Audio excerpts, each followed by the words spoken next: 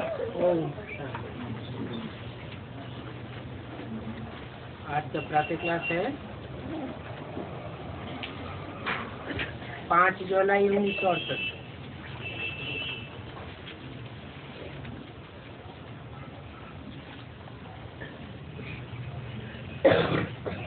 बाप बैठे यहाँ समझाते हैं, तब समझाते हैं जबकि इस शरीर पर सवार है। बच्चे जानते हैं कि बाप इस रथ द्वारा ही अपना परिचय देते हैं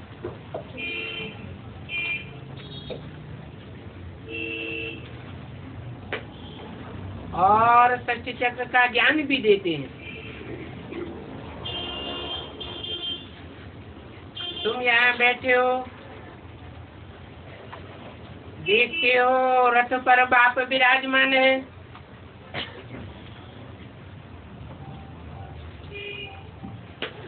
इस बाप ने ही सारी सत्य चक्र का राज समझाया है।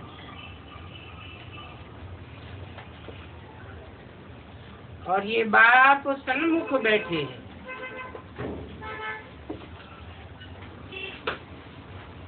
हम बाप को याद करते हैं तो बाप भी बच्चों को याद करते हैं। उन बच्चों को याद करते हैं जो मददगार बनते हैं।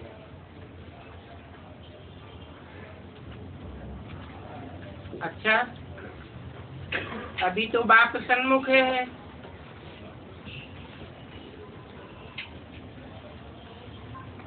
समझो जैसे मम्मा बैठती थी, कहती थी बाप को याद करो।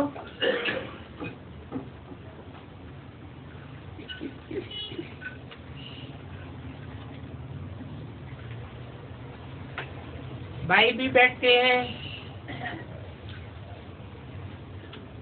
भाई बहन को अर्थात फीमेल के रूप में बैठा हुआ देखते हैं।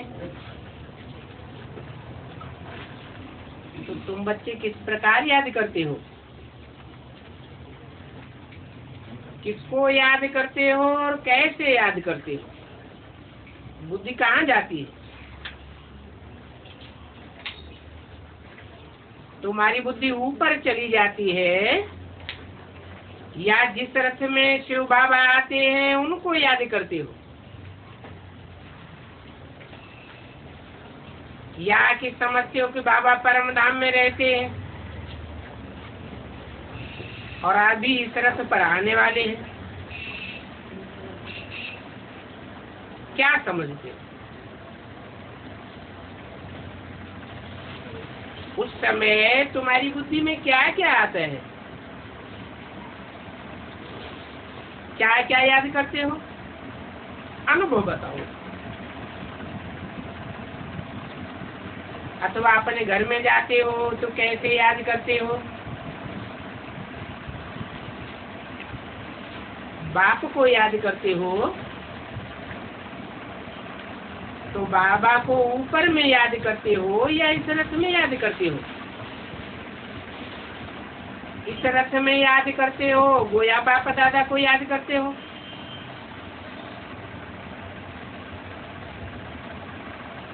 बताओ। ये तो बेहद का बाप है और ये तो यहाँ बैठे भी सारे विश्व को याद करते हैं।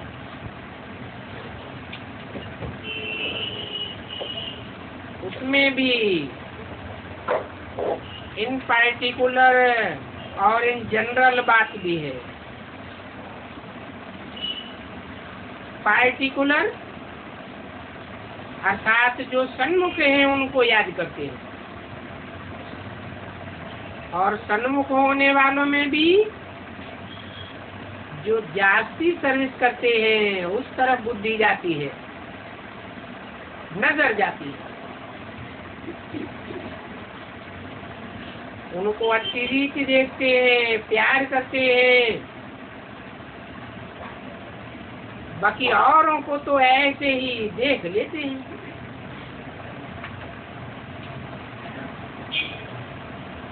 बहुत बच्चे हैं जिनकी यहाँ बैठे भी बुद्धि और तरफ चली जाती है। उसमें भी जो अच्छे अच्छे सबसे उन बच्चे हैं वो भी शिव बाबा को रस सहित जरूर याद करेंगे।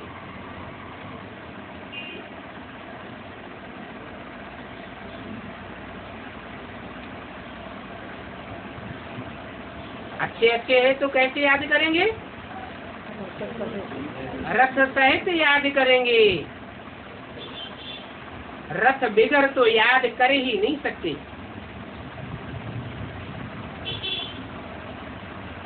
और बाप भी बच्चों को याद करेंगे रस सहित। फलाने की आत्मा बहुत अच्छी सर्विस करती है।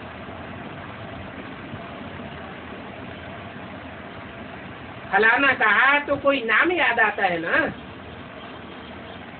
और नाम आत्मा का होता है या शरीर का होता है? तो शरीर भी जरूर याद आवेगा।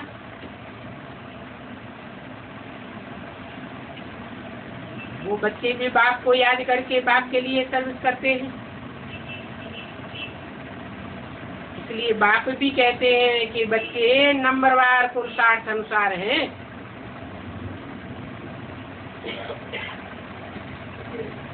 चंद्रमा के नजदीक भी सितारे होते हैं। कोई नजदीक भी होते हैं, कोई दूर दूर भी होते हैं।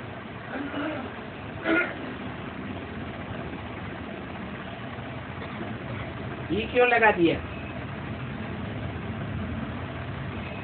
है? चंद्रमा के भी क्यों लगा दिया?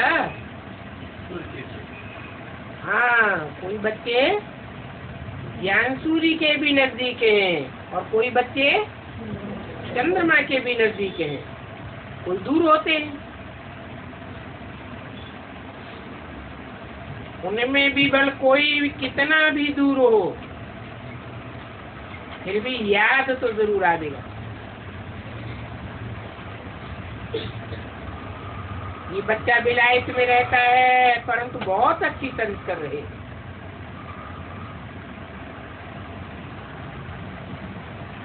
फलाने की आत्मा गाँवड़े में अच्छी सर्विस कर रही है। तो जो जैसी सर्विस करते हैं, कोई मनसा करते हैं, कोई वाचा करते हैं, कोई कर्मणा करते हैं। और कर्मणा में तो बहुत प्रकार की सर्विस आ जाती है।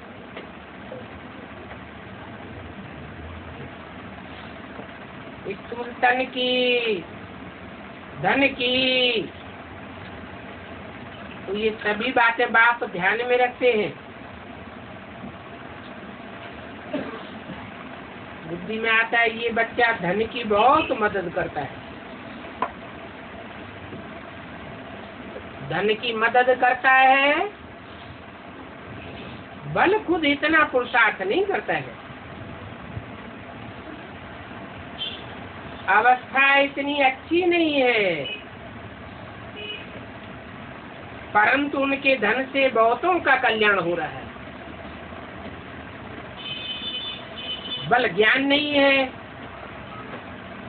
फिर भी कहेंगे धन से सर्विस बहुत अच्छी करते हैं। कोई ऐसे भी आते हैं कहते हैं हमको फुर्सत नहीं है।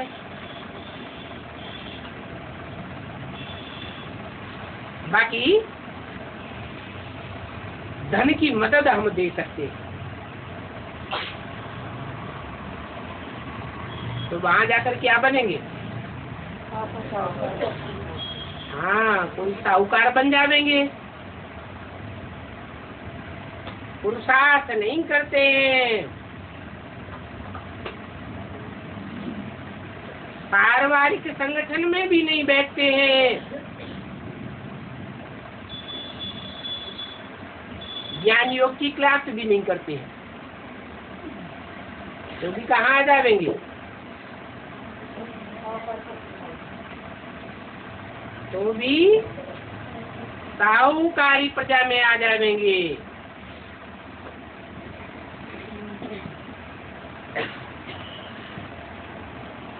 बाबा की बुद्धि में रहता है कि इनके धन से फिर बाबा यूनिवर्सिटी खोलेगा, और क्या करेंगे, क्योंकि बाप तो नॉलेजफुल है ना, और नॉलेज पवित्रता के लिए भी देते हैं। कहते हैं मुझ पवित्रतम को याद करो तो तुम्हारे पाप कर्म भस्म हो जाएंगे, मैली आत्मा पावन बन जाएगी, अर्थात तुम्हारे पाप कर्म विनाश हो जाएंगे।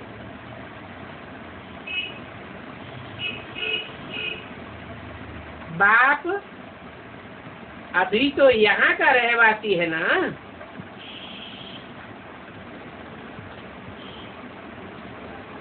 वो बाप हम सभी आत्माओं का बाप है, सुप्रीम सोल है, सुप्रीम बाप है।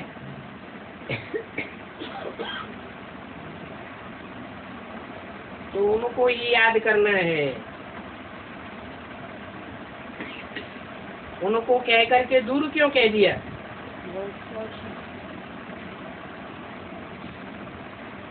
क्योंकि वो सुप्रीम सोल बाप जिस समय वाणी चल रही थी उस समय बाप के रूप में पार्ट नहीं बजाए रहा था,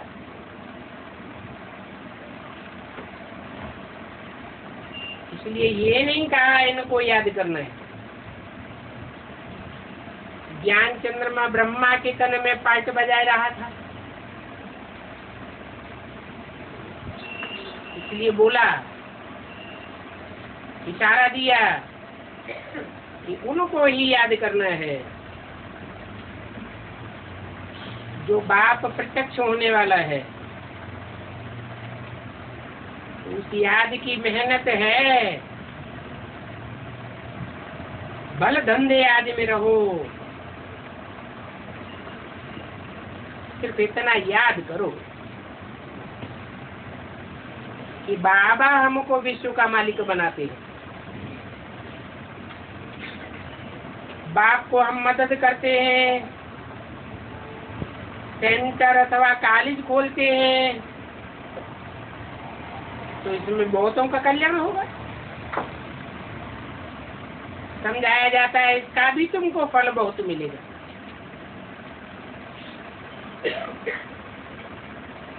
यहाँ भी क्यों लगाई दिया?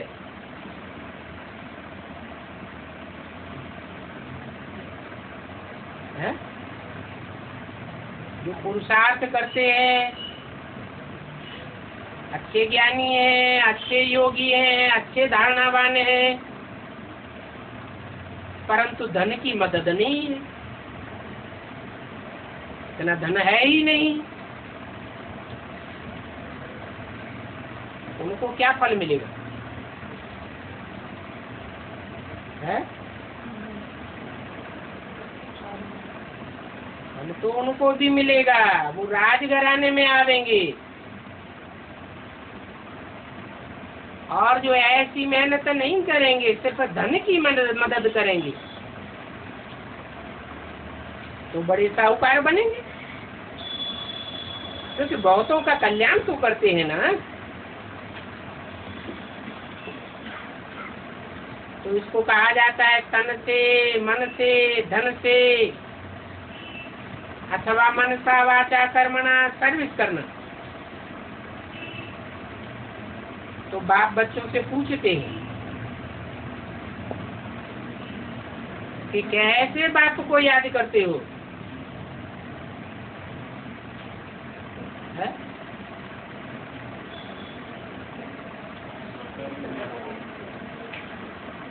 साकार में निराकार बाप को तो याद करते हैं, परंतु याद भी किनको आवेगा?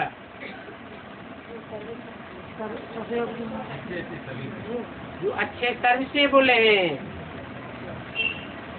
चाहे धन से मदद करते हैं, चाहे तन से मदद करते हैं, चाहे मेंसा वाइब्रेशन की मदद करते हैं,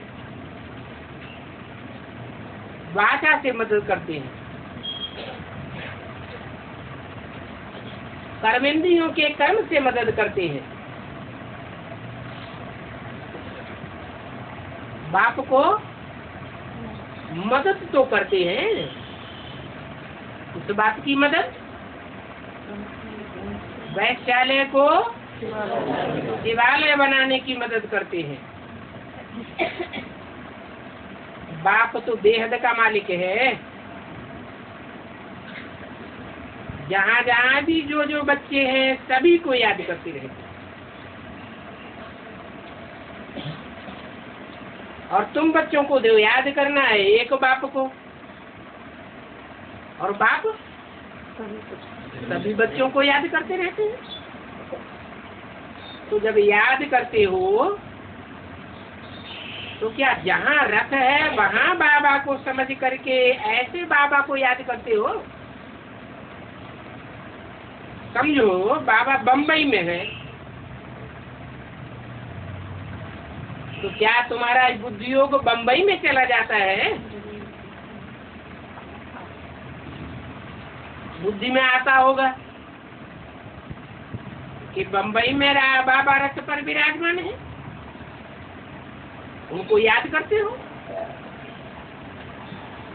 जो उनका स्थायी स्थान है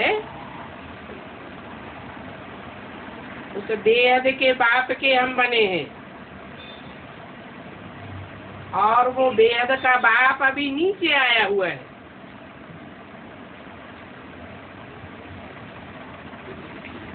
नीचे आया हुआ है ताकि दुनिया में, तो जरूर आवाज करेंगे मन मना भव।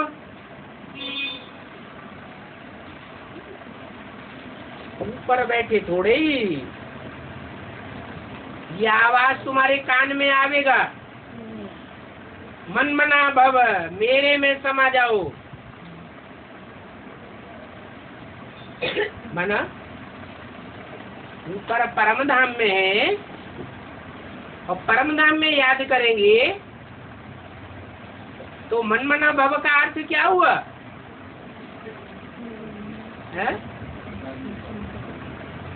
परम धाम में जब है और उस समय याद करते हैं तो उसका अर्थ हुआ कि एक तो परम धाम में आत्मा जड़वत रहती है, वहाँ कोई हलन चलन नहीं होती, बोलचाल नहीं होती है। तो क्या जड़वत बनना है?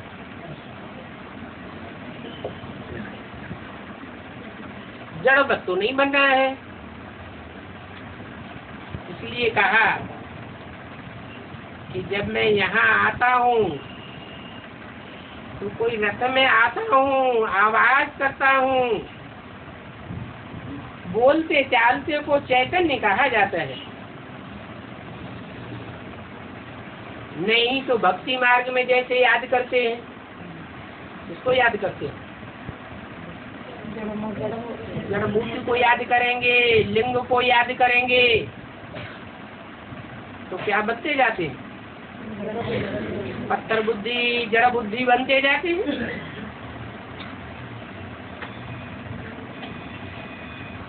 तो अभी तो नीचे आए हुए, तब तो पता पड़े ना कि बाबा हमको ये ज्ञान दे रहे हैं। तो जहाँ जहाँ रथ घूमता फिरता है वहाँ याद करते रहते हो या मधुबन में याद करते हो? पूछा, कहाँ याद करते हो?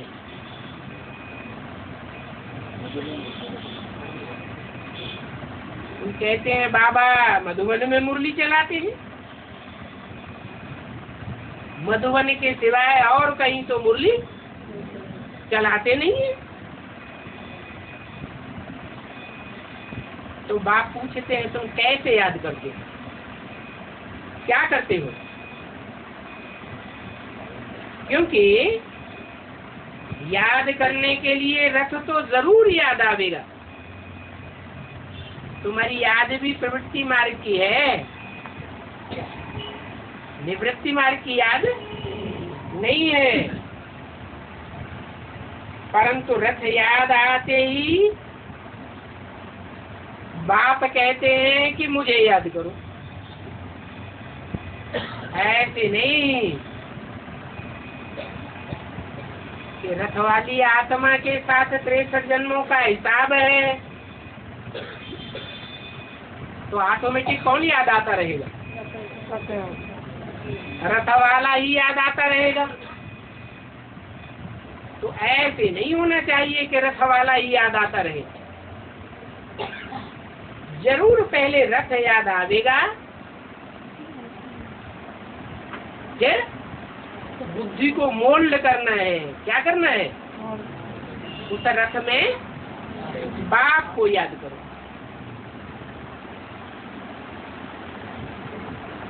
पांच ज्वालाई और शक्ति वाणी का दूसरा।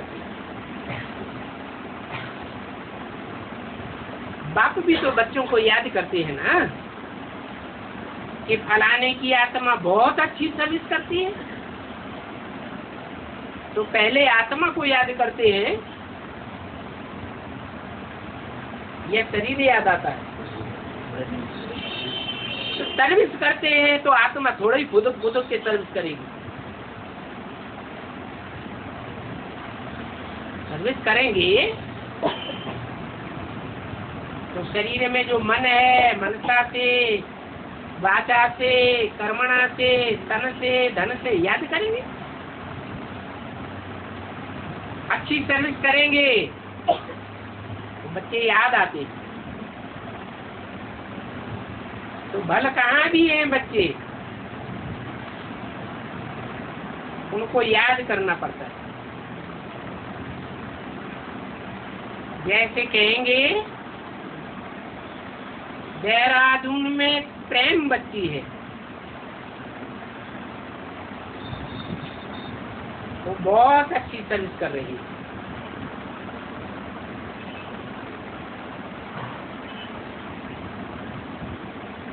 याद तो जरूर शरीर से ही करते होंगे ना।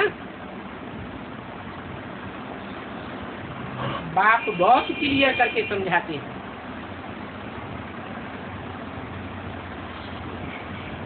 कहा मुझसे तो नहीं हो कि पता नहीं किसको याद करें। अगर सिर्फ बिंदी को याद करें तो कौन सी बिंदी को याद करें? ढेर की ढेर बिंदी रूपी आत्माएं, मनुष्य आत्माएं, पशु पक्षियों की आत्माएं, कीड़े मकोड़ों की आत्माएं है, तो सब बिंदु। तो किसको याद करें? अरे बाप तो मनुष्य तन में आते हैं ना, काहे के लिए आते ही क्या करते हैं? ज्ञान देते हैं। और ज्ञान मनुष्यों को सुनाया जाएगा या पशु पक्षियों कीड़े मकोड़ों को सुनाया जाएगा? मनुष्य तन में ही आते हैं। तो जरूर शरीर को याद करते होंगे। बाप बहुत क्लियर करके समझाते हैं कि ऊपर में याद करना है या इस रथ में याद करना है। नहीं तो रथ में बाप क्यों आया है?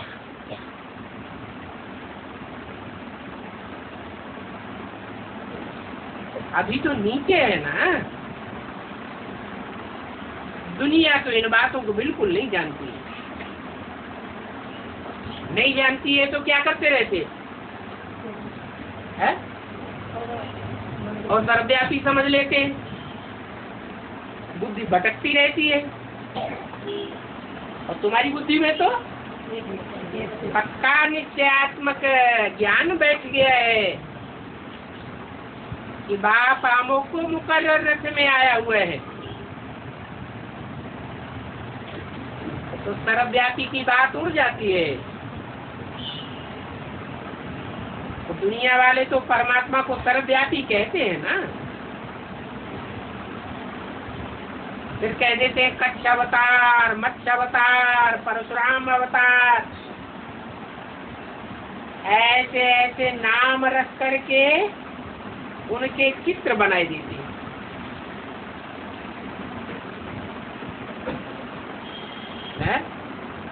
शास्त्रों में जो ढेर के ढेर अवतार बताए हैं, मनुष्यों के भी, जानवरों के भी,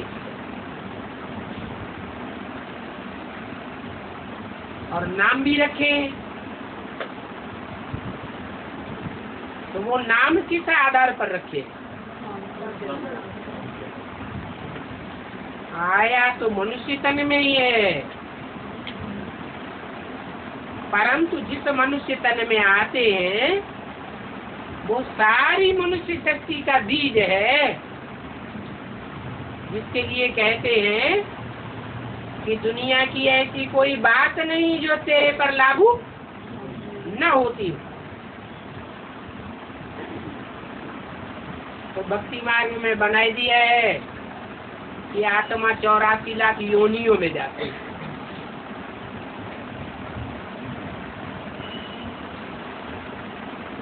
अब ये भी नहीं जानते कि आत्मा किसको कहा जाता है।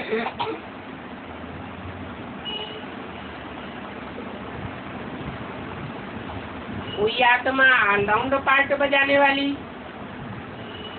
और कोई आत्मा ऑलराउंड पार्ट नहीं बजाती है। कम जन्मों का पार्ट बजाती है, तो उसे 100% आत्मा कहेंगे? है? क्यों नहीं कहेंगे? इसलिए नहीं कहेंगे कि एक जन्म, 2 जन्म या ज्यादा जन्म क्यों कम हुए? क्योंकि देह भानी रहे। बाप ने समझाया तो भी बुद्धि में नहीं बैठा। बना बनाया ड्रामा है हर आत्मा का, जिसमें जितना देहभान होगा वो उतना देहभान का पार्ट जरूर बजा देगा। पक्का आत्माभिमानी होगा, ऑलराउंड पार्टधारी होगा, तो अंतिम जन्म में आते आते भी 500 करोड़ के मुकाबले बीज रूपी स्टेज, आत्मिक स्टेज जल्दी से जल्दी धारण करेगा। उसके लिए थोड़े ही कहेंगे कच्छ अवतार, मत्स्य अवतार।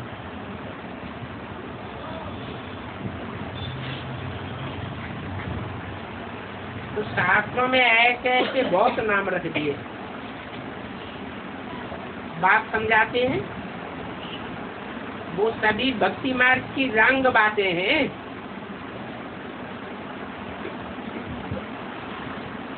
और भक्ति मार्ग की रंग बातों की भी शूटिंग कहाँ होती है?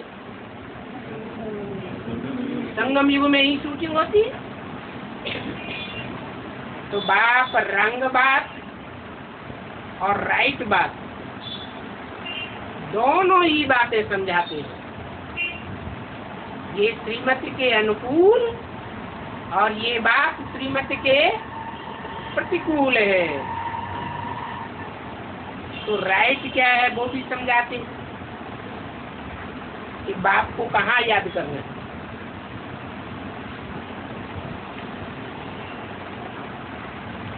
बाप तो यहाँ रथ पर है ना।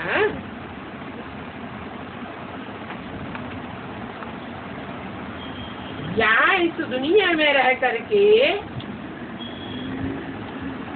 रथ में रह करके सभी की सेवा करते हैं।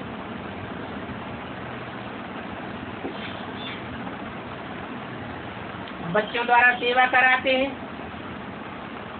बच्चे बतलाते भी हैं, आज बाबा हमको भक्तों के पास ले चलो। वो भक्त देवताओं की कैसे पूजा करते हैं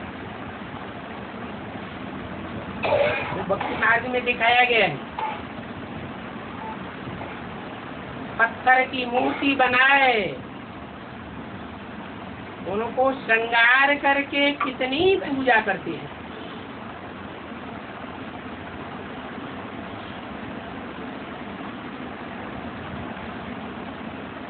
कहाँ की यादगार है? भक्ति मार्ग में जो भी करते हैं वो यादगार कहाँ की है? कैसे?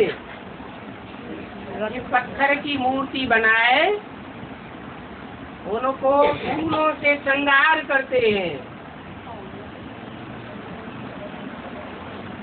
कितनी पूजा करते हैं। ऐसे ही जब देवियों की विदाई देते हैं तो फिर रोने लग पड़ते हैं। कहाँ शूटिंग होती है? ब्राह्मणों की संगम की दुनिया में तो होती है, लेकिन कैसे है? आत्मा पत्थर जैसा जीरा बन जाता है। बेसिक नॉलेज में भी ये शूटिंग होती है कि जिन देवियों की बहुत आव भगत करते हैं और बाद में जब परमात्मा बाप मुकर्रर रथ में प्रत्यक्ष होता है तो उन देवियों का तिरस्कार करने लगते हैं, विदाई दे देते हैं। जैसे कोई चैतन्य में बिछुड़ता है ना तो रोते तो है ना, वैसे ही बड़े बड़े घर वाले मूर्ति को डुबोने पर रोने लग पड़ते हैं। हमने इनके पीछे इतना धन बर्बाद किया।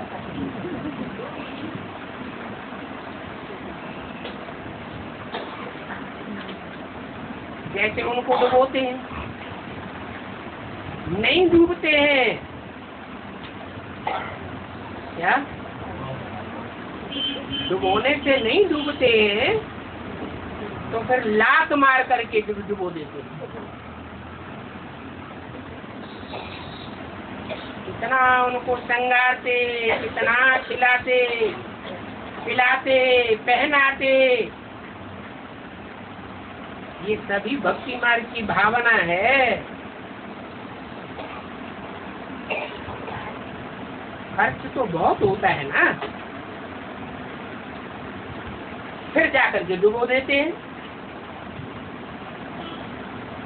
ऐसे नहीं कि हिंदुओं में ही ऐसे करते हैं, मुसलमानों में भी वो लोग कितने बड़े बड़े ताबूत बनाते हैं।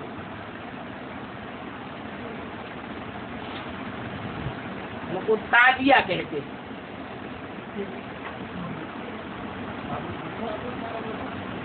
बांस में लगा करके बड़ा सा ताज बनाते हैं ना, लकड़ी में बना, ताज लकड़ी में। इनको बहुत जिम्मेवारी मिली हुई है।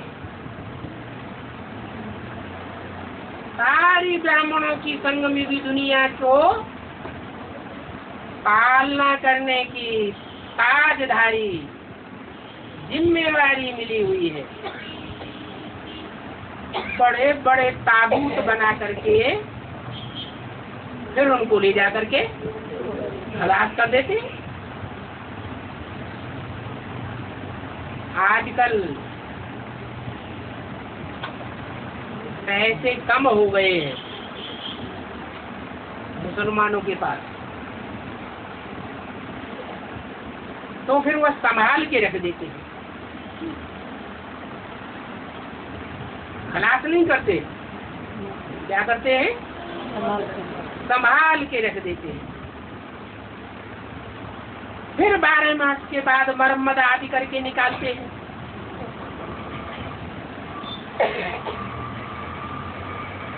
यूं तो मंदिरों में मूर्तियां स्थायी रखी हुई है, परंतु ये खास दिन पर बैठ देवियां बनाते हैं, उनको श्रृंगारते हैं, खिलाते हैं, पिलाते हैं, पहनाते हैं, फिर डुबो देते हैं। ये भक्ति मार्ग की बार बार वही बातें याद क्यों दिलाते हैं? है? हाँ, संगम युग में वही बातें बार बार रिपीट होती रहती है अज्ञानता के कारण।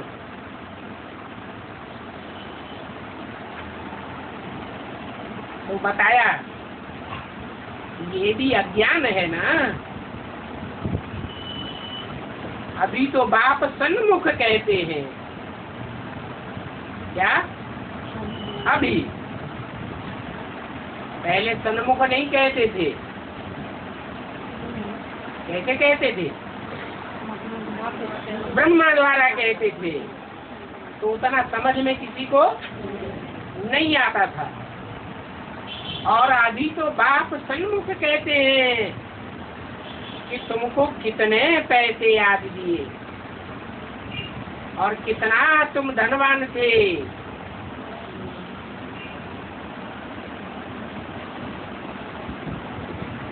जब सन्मुख बाप आते हैं तो एडवांस में कितना धन देते हैं? बहुत अतिचार धन देते हैं। फिर क्या होता है? फिर जो भी धन लेने वाले हैं, एडवांस ज्ञान में चलने वाले, तत्व प्रधान से नीचे उतरते उतरते क्या बनते हैं? अभी कितने कंगाल बन पड़े। ये कंगालपना कहाँ से आ गया? अरे कहाँ से आया? जहाँ हमारा तन होगा वहाँ हमारा मन होगा, जहाँ हमारा धन होगा वहाँ हमारा मन होगा।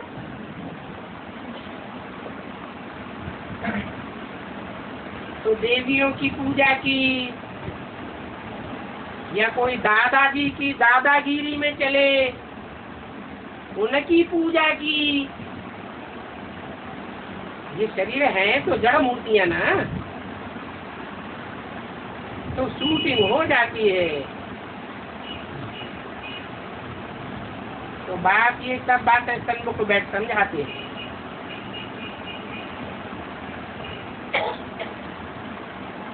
पहले ब्रह्मा के द्वारा सुनाते थे, बच्चे सुनते थे लेकिन समझते नहीं थे, क्योंकि बाप सन्मुख टीचर के रूप में नहीं था। और अभी तो समझाते भी है। इनका रथ तो मुकर्रर है, और इन द्वारा ही समझाते हैं। इनका है कब की वाणी है? वाणी तो पुरानी है, जिस समय ब्रह्मा बाबा जीवित थे। तो कैसे ये बात लागू होती है? इनका रथ तो मुकर्रर है। भविष्य में मुकर्रर रहेगा। फिर छूट गया फिर भी मुकर्रर है। मुकर्रर है का मतलब कल पहले भी यही रथ था और अभी भी यही मुकर्रर रथ हुआ। फिर अगर इस कल्प में कहें,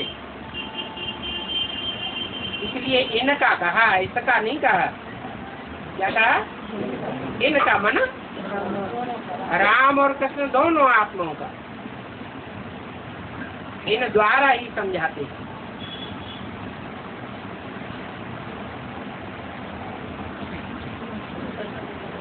कब कब कोई और के रथ में भी जाकर के किस किस पॉइंट पर समझाता हूँ।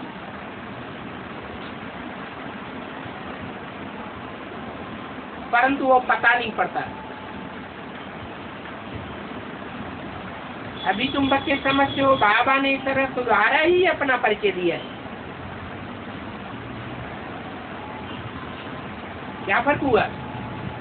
और बच्चों में समझाते तो है, लेकिन अंतर क्या बताया? इस रथ द्वारा, मुकर्रर रथ द्वारा अपना परिचय देते हैं, और रथों के द्वारा समझाते हैं, उसमें अपना परिचय नहीं देते।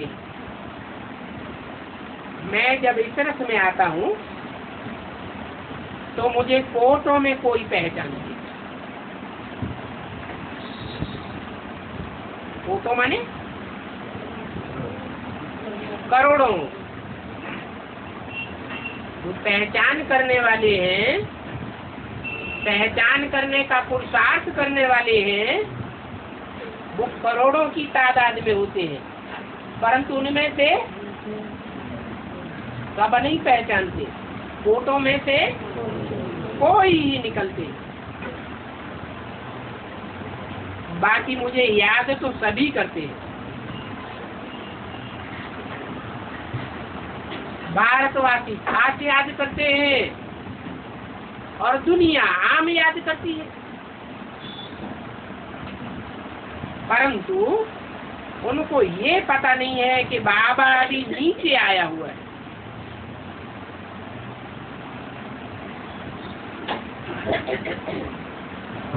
परम धाम की ऊंची से छोड़ करके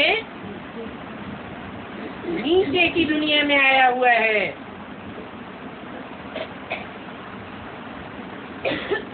आते हैं या नहीं आते हैं, ये कुछ भी नहीं जानते।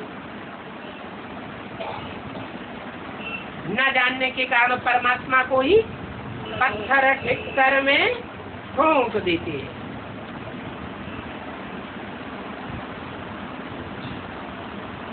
पत्थर में ठोक देते हैं माना कैसी शूटिंग होती है। पत्थर बुद्धियों में भी समझ लेते हैं कि भगवान बाप आता है। ठिक्कर में जिनको थोड़ी सी माया की ठोकर लगे या प्रकृति के प्रकोप की थोड़ी सी ठोकर लगे और ज्ञान में से टूट पड़ते हैं। जैसे ठिक्कर मिट्टी का ढेला ठोकर लगने से बिखर जाता है। बिस्तर बुद्धियों में समझ लेते हैं। बीच कहते हैं दीवाल को, अर्थात ज्ञान मार्ग में दीवाल बनकर के सामने खड़े हो जाते हैं। बाप आकर अपनी पहचान देते हैं और वो विघन डालते हैं, ये बाप नहीं है। तुम कहते हमारा बाप है, वो कहता हमारा बाप नहीं है। अनिश्चय बुद्धि बनाते रहते, उनको कहते हैं बीज बुद्धि, बिस्तर। ऐसों में भी भगवान को व्यापक समझ लेते हैं।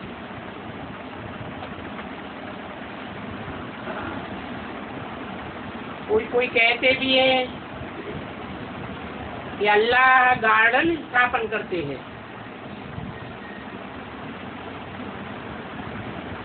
गार्डन में तो सुखदायी फूल होते हैं, दिव्य गुणों की खुशबू वाले फूल होते हैं। अल्लाह ऊंच के ऊंच को कहा जाता है। जो ऊंचा होगा वो सुखदायी दुनिया बनावेगा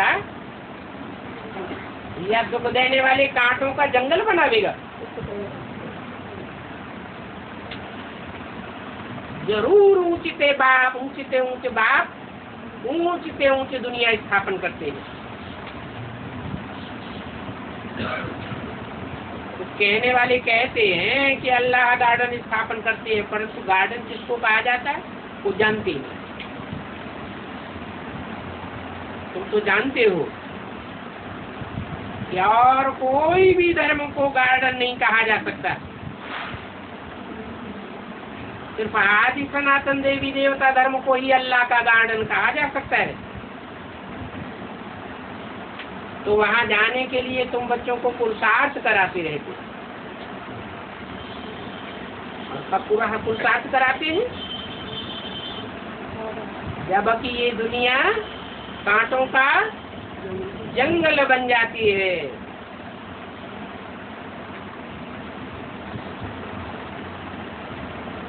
तो यहाँ रथ भी है और बाप भी है।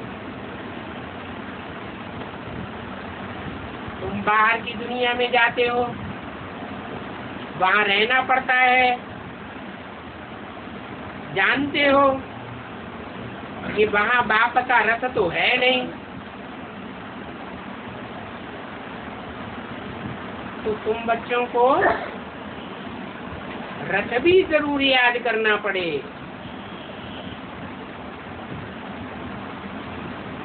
क्योंकि कोई को भी याद करते हैं तो पहले पहले रथ ही याद आता है, पर चेहरा मोरा याद आवेगा। जानते हो फलानी आत्मा फलाने रथ में बहुत अच्छी सर्विस कर रही है। सभी आत्माएं अपने अपने रथ पर विराजमान है।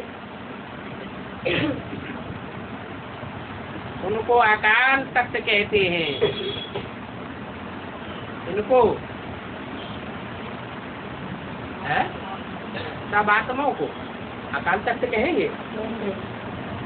उनका तख्त अर्थात जहाँ आत्मा बैठती है भ्रुकुटी के मध्य में, वो कब खलास नहीं होगा, काल नहीं खाएगा, तो काल खा जाएगा। लेकिन जिस मुकर्रर रथ पर बाप विराजमान होते हैं तो अकाल मूर्त कहा जाता है। उसकी मूर्ति भी है, अमूर्त नहीं है, अकाल मूर्त है।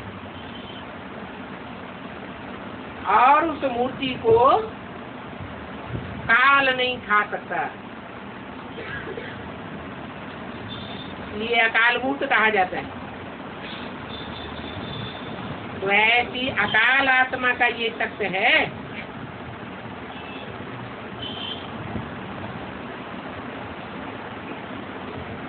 शरीर को तख्त कहा जाता है।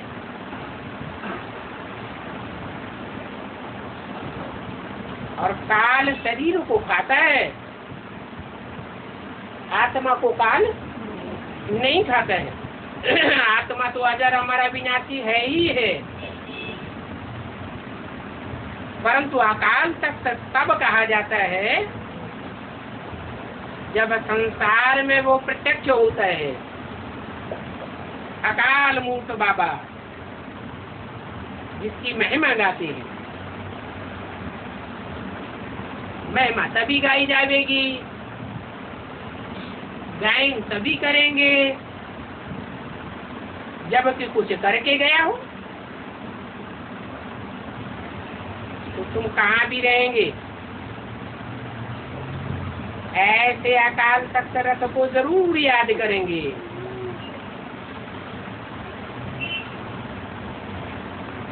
रथ को भी याद करेंगे और बाप को भी याद करेंगे। ये भी तुम जानते हो इस रथ के फिर साकार में भी हम बच्चे हैं। कैसे? रथ के बच्चे कैसे? अरे सारी दुनिया का जरूर एक बाप होगा, और वो बाप ऐसा होना चाहिए जिसका कोई भी बाप न हो।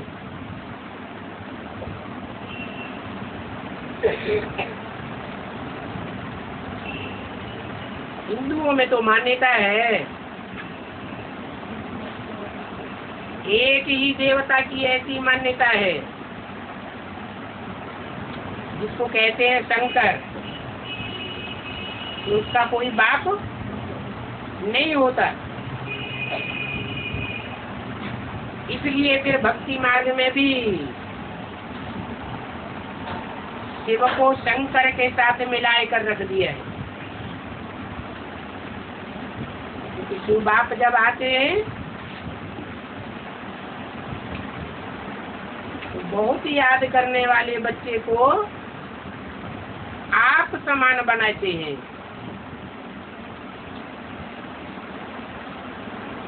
और फिर शंकर का नाम शिव के साथ जोड़ दिया जाता है। 33 करोड़ देवताओं में से कोई का भी नाम शिव के साथ नहीं जोड़ा जाता।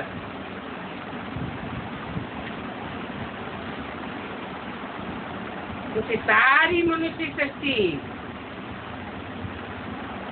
उस एक साकार की बच्चे हैं।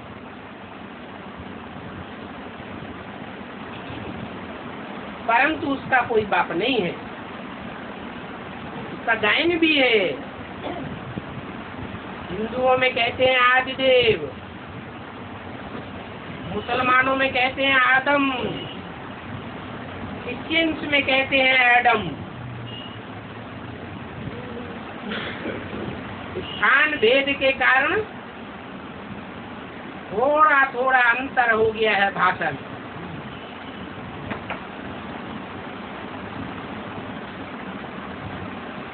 तो रस को जरूर याद करना पड़ता है। जबकि बाप है, रस बिगर भवकेगा तो नहीं।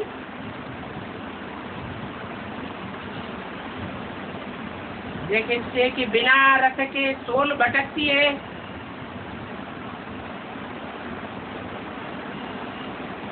उनको भूत प्रेत कहते हैं। परंतु बाप का तो मुकर्रर रस है, वो कोई भूत प्रेत बनता नहीं है। फिर भी भूत प्रेतों को कंट्रोल करने वाला है। भूत प्रेतों की दुनिया को बस में करने वाला है। इसलिए भूतनाथ कहा जाता है। तो आत्मा खुद कहती है मेरा ये एक ही रथ है जिसमें मैं प्रवेश करता हूँ। तुम आत्माएं पहले पहले छोटे रथ में प्रवेश करती हो, गर्भ में, और मैं गर्भ में नहीं आता हूँ। मैं तो बड़े रथ में प्रवेश करता हूँ। यहाँ तुम बच्चे आते हो, सन्मुख सुनते हो, बाहर में समझते होंगे कि बाबा की मुरली आवेगी, फिर हम सुनेंगे।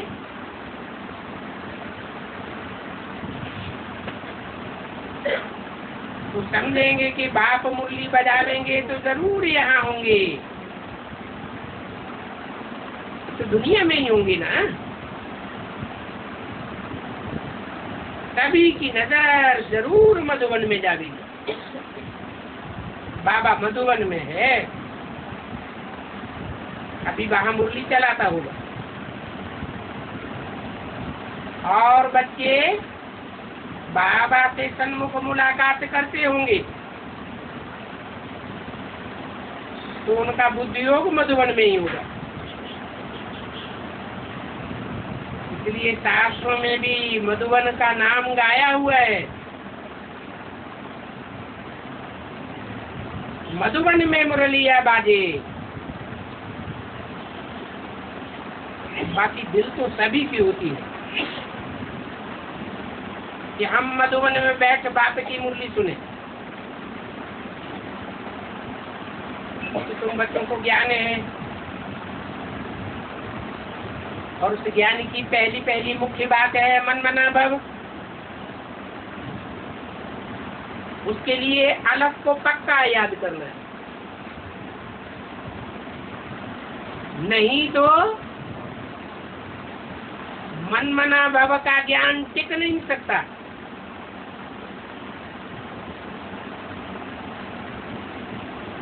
मुकर्रर रख के द्वारा ही कहते हैं मन मना भव।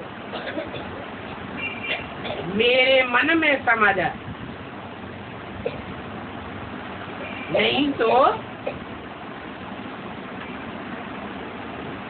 सुप्रीम सोल बाप का मन होता है क्या? है? वो बुद्धिमानों की बुद्धि गाया हुआ है या उसका मन रूपी घोड़ा भटकने वाला है?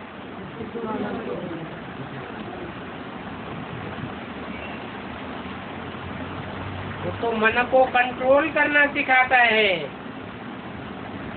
उधर सदैव अमन है, अमन चैन में शांति का सागर है, शांति धाम का रहने वाला है। हम बच्चों को भी आकर के अमन बनाते हैं, तब हम स्वर्ग में अमन चैन की जिंदगी बिताते हैं। परंतु उसके लिए अलग को पक्का पक्का याद करना है। पक्का क्यों कहा है? इसलिए कहा कि अगर अंश मात्र भी कंचापन होगा तो माया भुलाए देगी। मुकर्रर रख से बुद्धि को हटाए देगी। निश्चय बुद्धि से अनिश्चय बुद्धि बन पड़ेंगे। तो पहले पहले आपको अलग को पक्का याद करो, फिर बे को याद करो। अलग और बे, बस। बे कौन हुआ? अलग कौन हुआ है? अलग खड़े डंडे को कहा जाता, बे पड़े डंडे को कहा जाता। तो कौन हुआ अलग?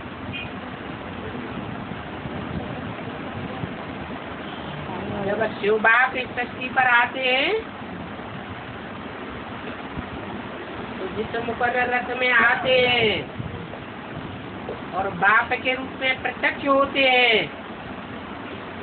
उस समय से लेकर के अंत तक, जब तक इस पुरानी सृष्टि का विनाश हो, नई दुनिया की स्थापना हो, तब तक वो अलग पुरुषार्थ में खड़ा रहता है।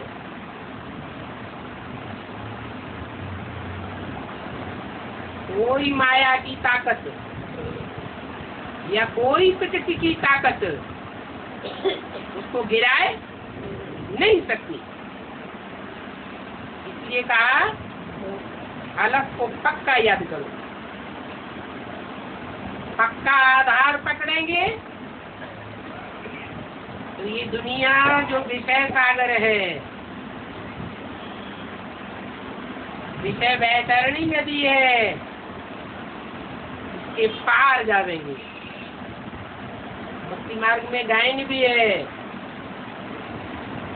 शंकर चाप जहाज यही चढ़ी उतरे पार नर, बूढ़ सकल संसार। सिखों में भी गायन है,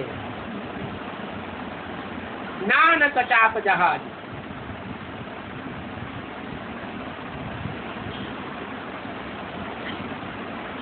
अब नानक तो कोई सदगुरु को नहीं कहेंगे।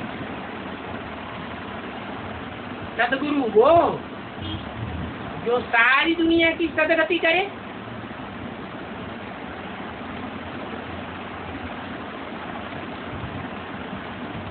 नानक के आने के बाद तो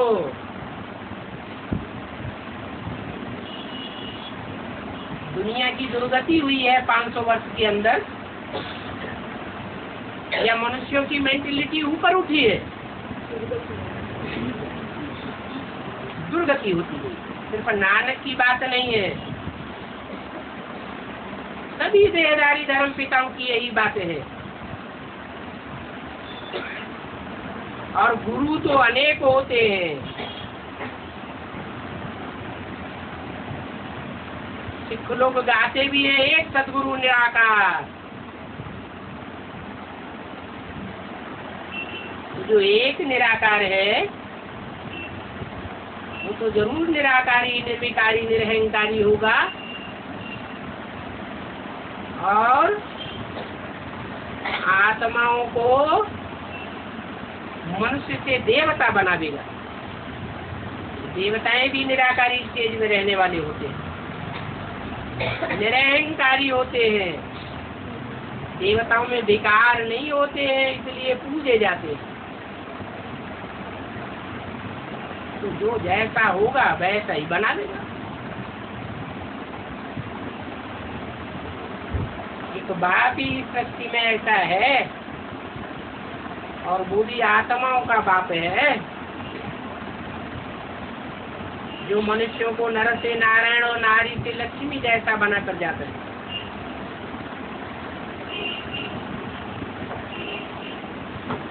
वो अलग और उसके बाद दे, बाकी ते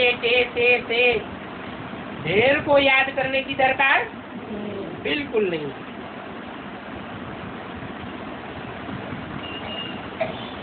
दे के द्वारा ही राजाई का सारा समाचार सुनाते। तुम कैसे राजाई लेते हो और कैसे राजाई गंवाते हो वो तुम्हारी बुद्धि में बैठ गया है। कैसे लेते हो है? तुम राजाई लेते हो राजयोग से, और ये राजयोग का ज्ञान बाप गीता ज्ञान द्वारा ही सुनाते हैं। गीता का भगवान बाप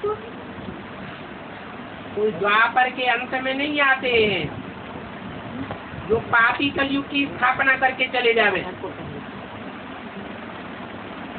वो तो आते ही हैं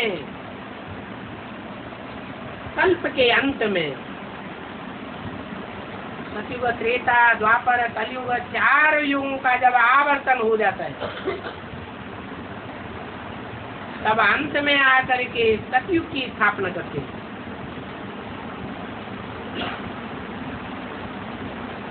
अच्छा